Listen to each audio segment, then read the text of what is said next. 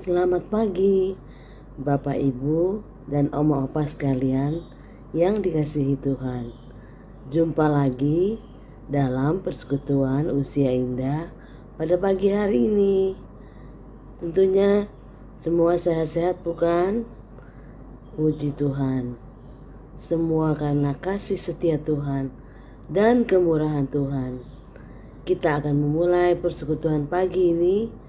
Kita menyanyi dari PKJ 209, Kasih Setiamu Lebih Dari Hidup.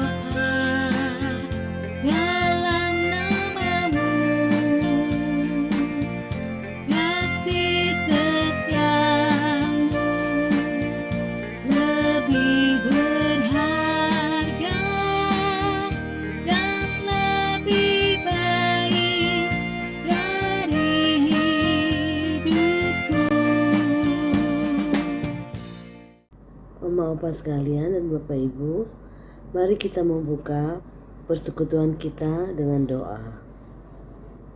Bapa kami ada di dalam surga, begitu besar kasih setiamu kepada kami yang senantiasa memimpin dan memelihara kehidupan kami hari lepas hari.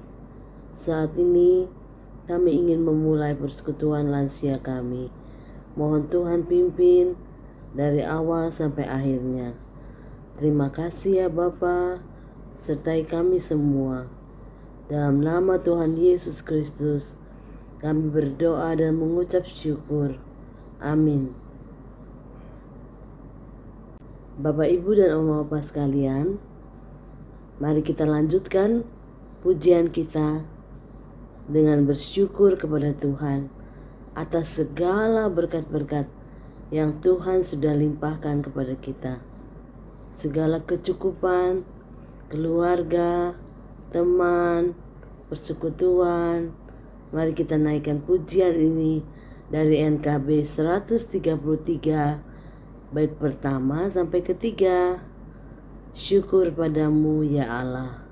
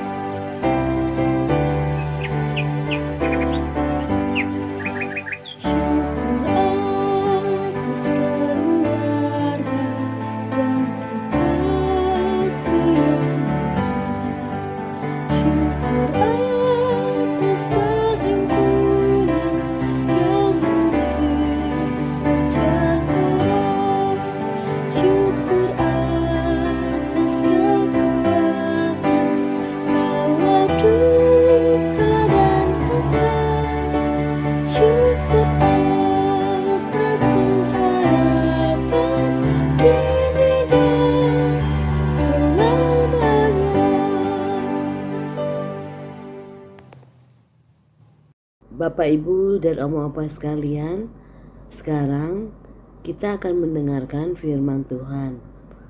Firman Tuhan pagi ini akan dibawakan oleh Pendeta Emeritus Roni Setiamukti. Mari kita mempersiapkan hati dengan menyanyi dari NKB 115 bait 1 dan 2. Firman-Mu Tuhan adalah kebun.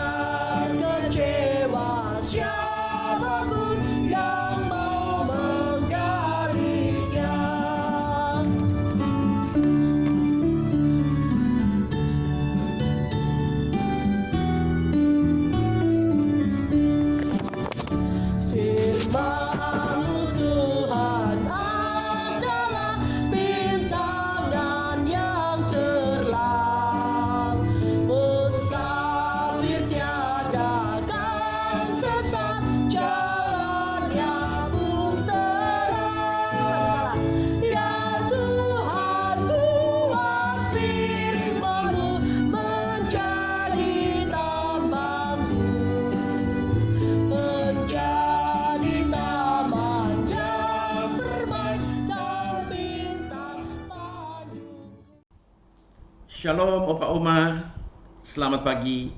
Kita berjumpa kembali dalam persekutuan Komisi Dewasa Usia Indah secara online. Ya, kita masih harus melakukan itu karena apa? Ya, untuk jaga-jaga sekarang ini penyebaran COVID itu masih ada. Ya, kalau kita nggak hati-hati, ya kita mudah sekali terkena nantinya. Apalagi kalau yang sudah ada umur, mungkin nanti kita bisa repot sendiri. Nah, mestinya Opa Oma, saya tadinya dapat giliran onsite, yaitu minggu kedua tanggal 8. Dan hari ini mestinya Saudara Theo yang mimpin secara online, tapi ya karena kekhawatiran itu tadi, maka dibalik, saya tetap online, nanti Saudara Theo tanggal 8 ya, walaupun temanya tetap saya bawakan apa yang sudah menjadi bagian saya, nggak apa-apa kan ya Opa Uma, kita bersyukur saja, terus menerus bersyukur karena kita masih diberi kesempatan untuk boleh berjumpa baik secara online maupun secara onsite. Yang penting hati kita penuh rasa syukur dan bersukacita bahwa kita boleh kembali berjumpa di dalam persekutuan usia indah ini. Nah, mari Opa Uma, kita akan memulai persekutuan kita. Biarlah kita mempersiapkan pikiran hati kita agar supaya kita boleh mengungkapkan rasa syukur kita, mengungkapkan sukacita kita, terutama kita mau disapa oleh firman Tuhan ya. Mari kita mempersiapkan diri untuk itu. Mari Opa Uma, kita datang menghadap hadirat Tuhan. Kita mau berdoa terlebih dahulu ya, sebelum kita sebentar merenungkan firman Tuhan. Mari kita berdoa. Terima kasih Tuhan, karena pada saat ini kami mau disapa oleh firman Tuhan. Kami mau mendengar firman-Mu untuk direnungkan bersama, untuk kami boleh belajar bersama, terutama kami boleh dikuatkan melalui firman Tuhan. Oleh karena itu ya Tuhan, karena kemampuan kami terbatas, karena usia lanjut kami mohon kiranya Roh Kudus yang menolong kami, Roh Kudus yang membimbing kami, pikiran kami dimampukan untuk dapat mengerti firman Tuhan. Begitu juga Engkau telah mengutus hamba-Mu untuk menyampaikan kebenaran firman Tuhan. Kau pakai dia, Kau urapi dia dengan kuat kuasa Roh-Mu yang kudus, sehingga kami semua diberkati melalui firman Tuhan. Inilah doa kami di dalam nama Tuhan Yesus Kristus. Amin. Nah, Opa Oma, bagian dari firman Tuhan yang akan kita renungkan terkait sama tema ya. Tema yang akan kita renungkan bersama judulnya, apakah anakku masih membutuhkanku? Seru ya. Apakah anakku masih membutuhkanku? Ngomong-ngomong nih, anak-anak masih perlu enggak sih sama orang tuanya? Nah, itu ya. Dan bacaannya terambil dari Ulangan pasal 4. Saya mulainya dari ayat 9b dan ayat yang ke-10. Ulangan pasal 4 ayat 9b sampai ayat yang ke-10. Lalu saya mengambil ayat lain, bacaan lain juga untuk melengkapi apa yang kita baca dari kitab Ulangan. Nah, mari kita membuka perjanjian baru. Kita membuka surat Titus. Surat Titus pasal 2, nanti saya akan bacakan mulai dari ayat 1 sampai 5. Ya, jadi ada dua bagian. Ulangan pasal 4, 9b dan 10. Kemudian surat Titus pasal 2 ayat 1 sampai 5. Ulangan 4 ayat 9b dan ayat yang 10 mengatakan demikian. Beritahukanlah kepada anak-anakmu dan kepada cucu-cucumu semuanya itu, yakni hari itu ketika engkau berdiri di hadapan Tuhan Allahmu di Horeb, waktu Tuhan berfirman kepadaku, suruhlah bangsa itu berkumpul kepadaku, maka aku akan memberi mereka mendengar segala perkataanku, sehingga mereka takut kepadaku selama mereka hidup di muka bumi, dan mengajarkan demikian kepada anak-anak mereka. Dilanjutkan dengan surat Titus pasal yang kedua ayat 1 sampai 5. Dikatakan demikian. Tetapi engkau beritahukanlah apa yang sesuai dengan ajaran yang sehat. Laki-laki yang tua hendaklah hidup sederhana, terhormat, bijaksana, sehat dalam iman, dalam kasih, dan dalam ketekunan.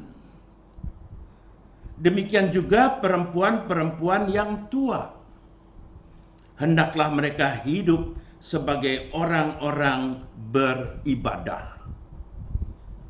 Jangan memfitnah, jangan menjadi hamba anggur, tetapi cakap mengajarkan hal-hal yang baik. Dan dengan demikian mendidik perempuan-perempuan muda mengasihi suami dan anak-anaknya, hidup bijaksana dan suci, rajin mengatur rumah tangganya, baik hati dan taat kepada suaminya, agar firman Allah jangan dihujat orang. Demikianlah pembacaan firman Tuhan. Kita bersyukur bahwa kita semua dalam usia yang sudah lanjut ini masih diperkenankan mendengar firman Tuhan. Hendaklah kita memelihara firman ini. Amin. Apakah anakku masih membutuhkanku? Ayo, siapa yang bisa jawab? Angkat tangan. Nah, anggap aja saya bisa lihat. Ya, tuh semuanya pada ngangkat tangan, pada tahu semua. Apakah anak-anakku masih membutuhkanku? Ya, kita sebagai orang tua masih dibutuhkan enggak sama anak-anak? Jawabannya apa? Tentu masih ya, masih. Anak-anak masih membutuhkan orang tua. Walaupun ada aja 1, 2, 3 sih yang merasa udah nggak perlu lagi. Ada loh anak-anak yang bahkan pikir, ada orang tua mah ngerepotin aja. Nggak heran kalau di luar negeri nih, banyak orang tua yang kalau sudah tua sama anak-anaknya disiapkan rumah orang tua, ya, dikirim ke Panti Werda. Tapi di sana Panti Werdanya cukup baik, ya, sarananya bagus, ada acaranya, programnya, pokoknya cukup cukup bagus dah. Ya. Di sini juga bagus, ya, ada beberapa yang cukup baik. Namun pemikiran yang pertama-tama adalah agar supaya kita sebagai orang tua tetap memiliki perasaan, tetap memiliki kerinduan. Kerinduan apa? Bahwa anak-anak sebetulnya masih memerlukan kita. Mungkin saja kalau dikatakan anak-anak nggak perlu sama orang tua, mungkin saja karena ini juga mungkin orang tuanya cerewet, ya, susah diatur, bandel, akhirnya anak-anaknya kerepotan sendiri. Saya punya cerita beberapa waktu yang lalu, saya punya cerita, nggak usah disebutlah ya di mana gitunya, tapi ini adalah kenyataan yang betul-betul terjadi. Ya, di sebuah Panti Werda saya ketemu, lalu ngomong-ngomong sama yang tinggal di sana. Lalu si emaknya itu Emaknya bilang, aduh katanya saya udah lama nggak dilihat sama anak-anak saya, nggak tahu kenapa, apa mereka lagi repot ya. Nah ini dia lagi di Panti Verda nih. Mungkin saja saya bilang mereka repot, mereka kan lagi cari duit nih, saya bilang begitu. Totonya si emak ini nyeritain, begini ya Pak Pendeta, dulu tuh saya sama anak-anak saya diajakin mau nginep, diajak jalan-jalan. Anak saya, mantu saya bawa koper, nyiapin koper, lalu saya senang, oh mau diajak jalan-jalan. Nah pergi dah kita waktu itu, tau-taunya saya dibawa ke tempat ini. Ya akhirnya saya ditempatkan di sini. Aduh gimana tuh perasaannya. Nah Opa Oma gimana tuh? Saya juga sedih sih dengarnya, tapi kenyataan seperti itu. Ya, jadi masih ada ya ketika anak-anak memang merasakan orang tua mereka udah nggak perlu lagi ya.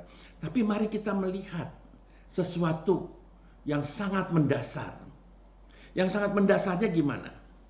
Yang sangat mendasarnya apa yang dikatakan dalam kitab Ulangan tadi. Itu mendasar sekali menurut saya. Ya, kitab Ulangan itu mengatakan kan begini. Beritahukanlah kepada anak-anakmu dan kepada cucu-cucumu semuanya. Jadi semua mesti kasih tahu. Apa yang dikasih tahu? Yang dikasih tahu adalah ajaran Tuhan. Dikatakan kan begini. Yakni hari itu ketika engkau berdiri di hadapan Tuhan Allahmu di Horeb, waktu Tuhan berfirman kepadaku, suruhlah bangsa itu berkumpul kepadaku, maka aku akan memberi mereka mendengar segala perkataanku. Ya. Jadi Allah berfirman, Allah mengatakan di Horeb agar bangsa Israel mendengar segala perkataan Tuhan. Segala perkataan Tuhan harus didengar sehingga mereka takut kepadaku. Karena mereka mendengar perkataan Tuhan, bangsa Israel takut kepada Tuhan selama mereka hidup di muka bumi. Dan perhatikan ini, dan mengajarkan demikian kepada anak-anak mereka. Jadi perkataan Tuhan harus didengar, lalu kemudian diajarkan kepada anak-anak cucu mereka. Itu yang penting dulu. Sehingga kita bisa bertanya nih Opa Oma, apa kita ketika kita sudah mengenal Tuhan, benar-benar kita bisa mengajarkan perkataan yang Tuhan katakan itu kepada anak cucu. Sehingga mereka takut akan Tuhan. Nah, ini yang paling penting bukan? Masih ingat? Apakah kita pernah melakukan itu? Mengajarkan anak-anak kita takut akan Tuhan. Dan nanti anak-anak kita mengajarkannya lagi ke cucu ke anaknya lagi, yaitu cucu kita, takut akan Tuhan. Kalau itu dilakukan, saya yakin seyakin-yakinnya nih, bahwa selama kita masih hidup di dunia, kita dibutuhkan oleh anak-anak, oleh cucu-cucu, oleh generasi-generasi seterusnya.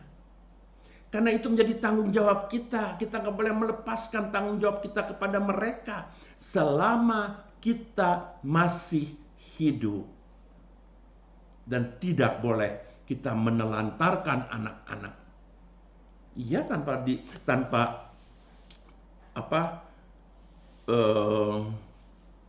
tanpa kita rasa kita seringkali menelantarkan anak-anak. Nih contohnya ya. Ada yang merayakan pesta nikah. Waduh, kemudian dengan bangga si orang tuanya bilang, aduh, ini adalah anak saya yang saya nikahkan. Ini adalah anak yang terakhir. Semuanya sudah beres. Jadi ini semua sudah beres kalau saya sudah menikahkan anak saya. Ini udah beres dah, tanggung jawab saya dah. Aduh, udah saya mau ngapain kayak udah enak dah. Nah loh, mereka ngomong seperti itu. Ini yang terakhir saya ngawinin nih, aduh udah bebas dah saya. Bebas katanya. Ingat, apakah kita mengajarkan anak-anak kita perkataan-perkataan Tuhan, sehingga mereka takut akan Tuhan. Dan nanti ketika mereka takut akan Tuhan, mereka akan terus menghormati orang tua. Nah, sekarang kita perhatikan apa yang dicatat oleh Titus tadi ya, oleh surat Titus. Perkataan apa sih sebetulnya yang dimaksud untuk diajarkan ke anak-anak?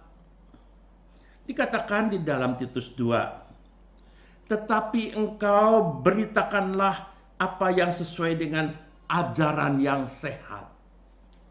Jadi yang perlu diberitahukan kepada anak-anak kita adalah ajaran yang sehat, dan itu dari Tuhan. Tuhan yang mengajarkannya. Dikatakan begini, laki-laki yang tua hendaklah hidup sederhana, ya. Jadi kalau sudah tua, hidupnya sederhana, terhormat, bijaksana. Lihat, 3 hal. Sederhana, terhormat, dan bijaksana. Apa yang dimaksud dengan sederhana? Maksudnya adalah sebagai orang tua yang sudah lansia, dia mampu mengekang dirinya. Mampu tahan diri. Jangan mentang-mentang udah tua, biasanya orang tua langsung bilang, nih, udah banyak makan asam garam, udah punya pengalaman segudang, lalu kemudian karena dia merasa punya pengalaman yang begitu banyak melebihi orang lain, apalagi dibilang jam terbang saya tuh udah tinggi loh, waduh, dia tidak bisa mengekang dirinya. Nah, di sini dikatakan mereka bisa mengekang diri.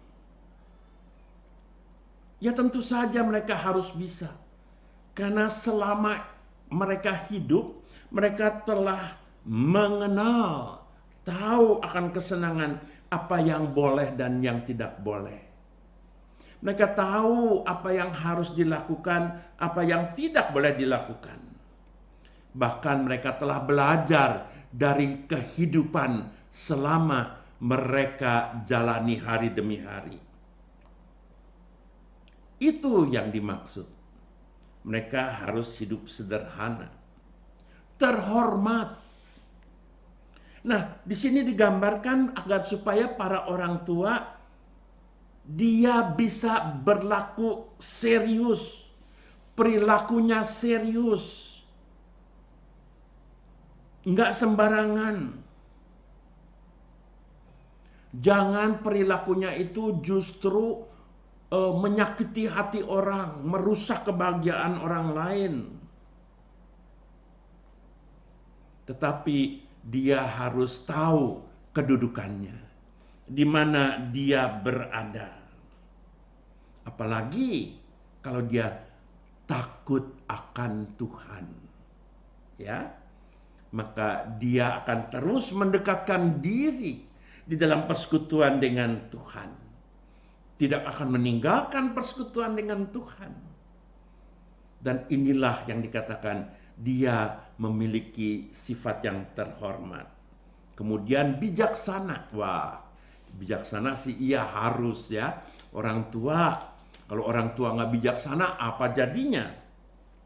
Di sini dilukiskan bahwa pikirannya bisa dikendalikan untuk segala sesuatu. Enggak sembarangan, tapi terarah. Apa yang dilakukan, apa yang dikatakan, semuanya terarah. Memberikan kebaikan, akan membawa manfaat.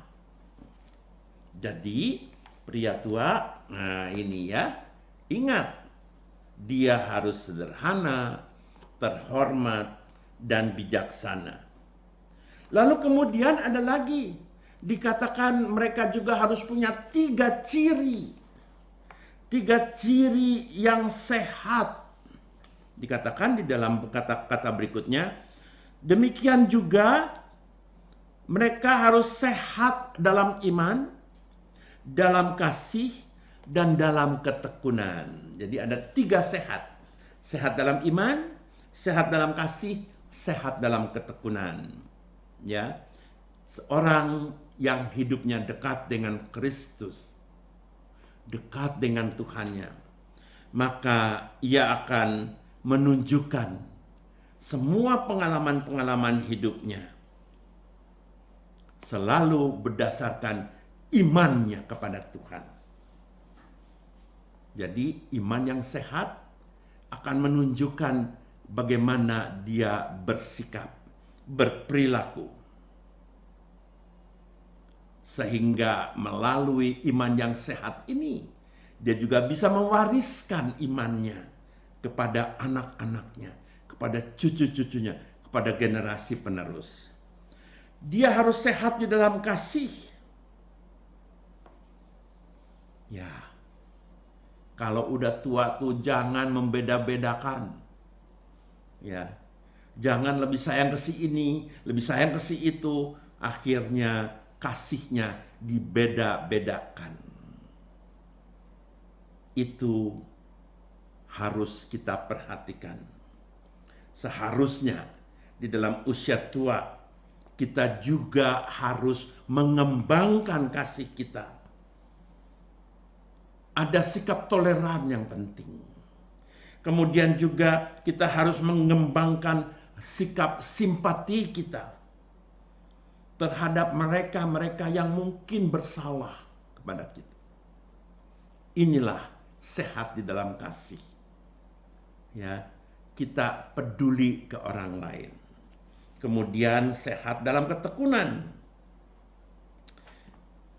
Orang yang sudah tua, yang sudah lansia, dia harus mampu untuk dapat bertahan di dalam mengatasi berbagai kesulitan hidup. Karena apa? Karena pengalaman-pengalamannya. Ya, jadi para orang tua yang memiliki ketiga hal ini, sehat di dalam iman, sehat di dalam kasih, sehat di dalam ketekunan, ini berarti dia memiliki sebuah keteladanan dalam sikap hidup yang baik dan benar. Nah, ini yang diberitahukan, dibagikan ke anak-anak, ke cucu, ke generasi berikutnya. Artinya apa? Sebagai opa, sebagai kakek, sebagai eyang, sebagai ayah atau apapun namanya, mereka yang sudah lanjut usia bisa menjadi teladan untuk yang muda. Jadi tanggung jawabnya di mana? Tanggung jawabnya adalah dia menjadi teladan. Seumur hidup sampai dia dipanggil Tuhan, dia memberikan keteladanan sebagai orang tua yang bertanggung jawab. Lalu kemudian dikatakan demikian juga perempuan-perempuan. Ya, perempuan-perempuan tua hendaklah mereka hidup sebagai orang yang beribadah. Jangan memfitnah, jangan menjadi hamba anggur, tetapi cakap mengajarkan hal-hal yang baik. Cakap mengajarkan hal-hal yang baik. Dengan demikian, mendidik perempuan-perempuan muda mengasihi suami dan anak-anaknya. Hidup bijaksana, suci, rajin mengatur rumah tangganya, baik hati dan taat kepada suaminya, agar firman Allah jangan dihujat orang. Ya, luar biasa. Biasanya para oma, ya, para nenek, popo, ternyata kerjaannya lebih banyak ketimbang pria-pria tua. Emang beginilah yang diinginkan dalam kehidupan bersama sebagai keluarga. Ya, semuanya melakukan yang terbaik. Semuanya memberikan yang terbaik.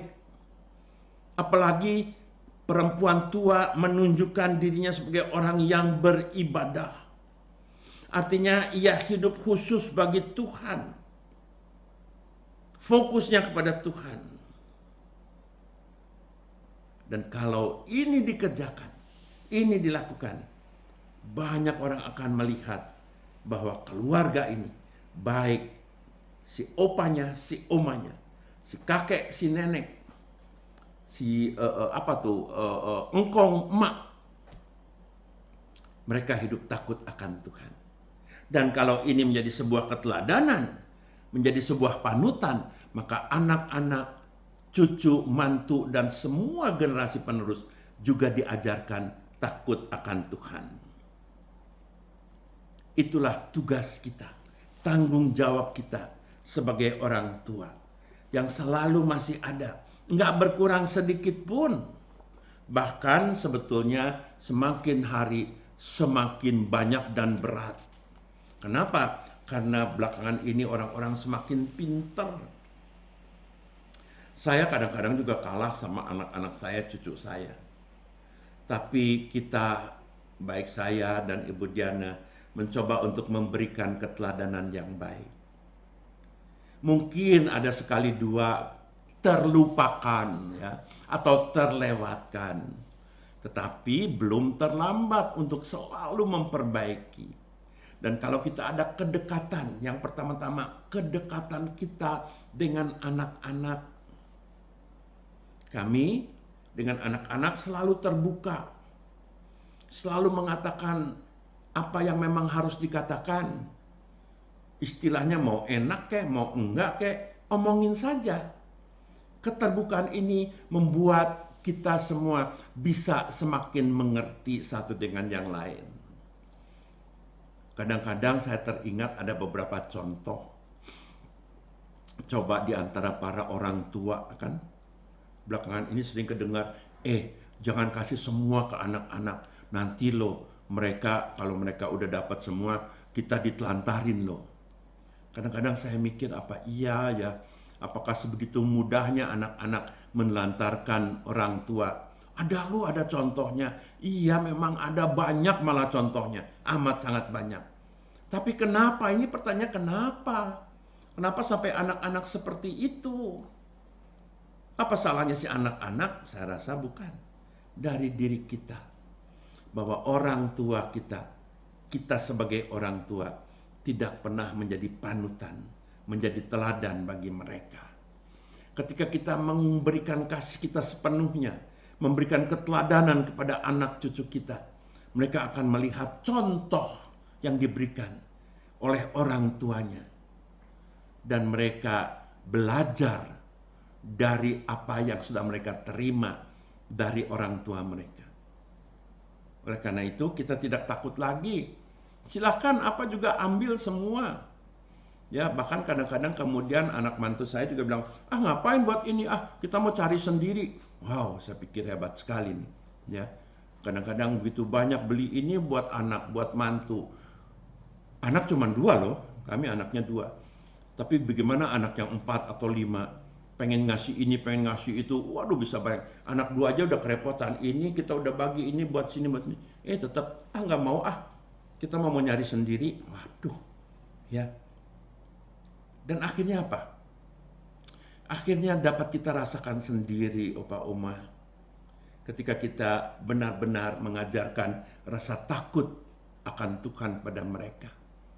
Mereka juga akan memiliki rasa takut itu, menghormati orang tua, mengasihi orang tua. Jadi sekali lagi, apakah anakku masih membutuhkanku? Masih, itu tanggung jawab kita. Dan akhirnya itu juga menjadi tanggung jawab anak-anak untuk memperhatikan orang tua. Kenapa? Karena mereka juga takut akan Tuhan. Begitu ya Opa Oma. Jadi tema kita tetap mari, belum terlambat untuk menunjukkan keteladanan kita kepada mereka. Supaya pertama-tama mereka takut akan Tuhan dan itu menjadi tanggung jawab kita. Kiranya Tuhan Yesus memberkati. Amin. Mari Opa dan Oma, setelah kita tadi mendengar firman Tuhan, mari kita bersama-sama bersatu hati untuk menaikkan doa syafaat kita. Kita mau mendoakan saudara-saudara, teman-teman kita, agar supaya mereka dikuatkan dan kita menopang pergumulan mereka. Mari kita berdoa. Tuhan, terima kasih bahwa Engkau masih memperkenankan kami untuk boleh saling mendoakan mereka-mereka yang membutuh pertolongan, mereka-mereka yang mengalami pergumulan. Terima kasih Tuhan, sehingga kami semua dengan sehati mau berdoa bagi mereka. Saat ini ya Tuhan, kami mau berdoa bagi teman-teman kami yang masih menderita sakit, teman kami yang terus bergumul menghadapi kelemahan fisik mereka. Kami teringat akan Ibu Lili Murni, kami teringat akan Ibu Evi Wahyudi, Ibu Dindiana, Oma Yohani Hendro, begitu juga kami teringat akan Oma Susi Wong, Pak Budi Kosasi, dan juga Oma Herdiana. Tuhan, kiranya dengan pertolongan Tuhan, Engkau juga terus menguatkan mereka, memberikan pengharapan, begitu juga kepada keluarganya. Kami juga mau berdoa bagi pengurus, bahkan ibu-ibu pengurus yang begitu rajin menyertai opa oma. Kami mau berdoa, mereka juga sedang berada di dalam kurang sehat. Kiranya Tuhan sendiri yang mau menolong dan memulihkannya. Kami teringatkan Ibu Joyce, kami teringatkan Ibu Wawa, Ibu Fei, Ibu Yehebet, dan banyak lagi Tuhan. Kiranya Tuhan mau menguatkan mereka, dan tangan Tuhan menaungi, tangan Tuhan menyertai, sehingga mereka mendapatkan kekuatan yang baru dan dipulihkan. Tuhan, kami juga mau berdoa bagi gereja kami yang sedang dalam proses pembangunan. Tuhan, kiranya Engkau terus menyertai, sehingga mereka yang diberikan tugas untuk menjalankan pembangunan gedung gereja, Engkau berkati dan melakukannya dengan baik. Kami juga mau berdoa bagi majelis jemaat, agar juga dengan pertolongan Tuhan, mereka boleh memimpin umat Tuhan, agar supaya berkenan kepada Tuhan. Begitu juga kami mau berdoa bagi pemulihan Pendeta Mulyadi, Ibu Novi, dan juga keponakan-keponakannya, agar supaya mereka pun boleh mendapatkan kekuatan yang baru dan dipulihkan dari sakitnya. Bapa dalam surga, kami berdoa bagi Pendeta Yael, kami berdoa juga bagi Saudara Theo. Tuhan, Engkau tetap menyertai mereka, melindungi dan menjaga mereka, memberkati mereka. Tuhan, tidak lupa saat ini juga kami mau berdoa bagi perjalanan kehidupan umat Tuhan di mana-mana tempat, supaya mereka juga diberkati oleh Tuhan. Terima kasih ya Tuhan, kiranya Engkau mau mendengar doa kami, Engkau mau menyambut doa kami yang jauh dari sempurna ini. Kami mengalaskannya hanya di dalam nama Tuhan Yesus Kristus. Amin.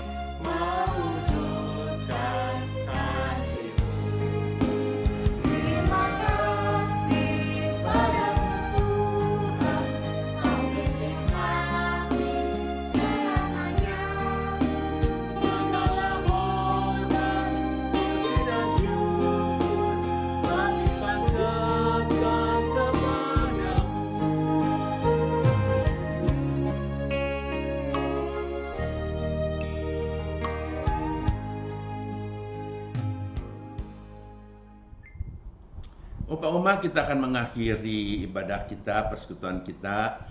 Kiranya kita tetap boleh menjaga diri kita ya, sehingga minggu depan kita kembali boleh bertemu dan juga mengikuti persekutuan dari Komisi Dewasa Usia Indah ini. Dan ingat, kita tetap masih punya tanggung jawab. Kita masih tetap harus memperhatikan keluarga kita, anak mantu cucu kita, terutama yang paling penting, kita bisa mendoakan mereka. Karena mungkin kita lemah, kita udah gak kuat lagi, tapi ini mulut masih bisa bicara, hati masih bisa mengungkapkan banyak hal. Nah, itu yang paling kita bisa. Kasih keteladanan yang baik, doakan keluarga kita, anak-anak kita, mantu cucu kita, agar supaya mereka boleh terus dipimpin oleh Tuhan. Ya, kiranya kita semua yang hadir pada saat ini dimanapun berada, di rumah, tetap bisa diberikan kekuatan anugerah dari Tuhan. Nah, Opa Oma yang dikasihi oleh Tuhan Yesus Kristus, kiranya damai sejahtera dari Allah Bapa kasih Tuhan Yesus Kristus dalam persekutuan dengan Roh Kudus menyertai kita semua dari sekarang sampai selama-lamanya. Haleluya. Amin. Bapa, terima kasih. Bapa, terima kasih. Bapa di dalam surga, ku berterima kasih.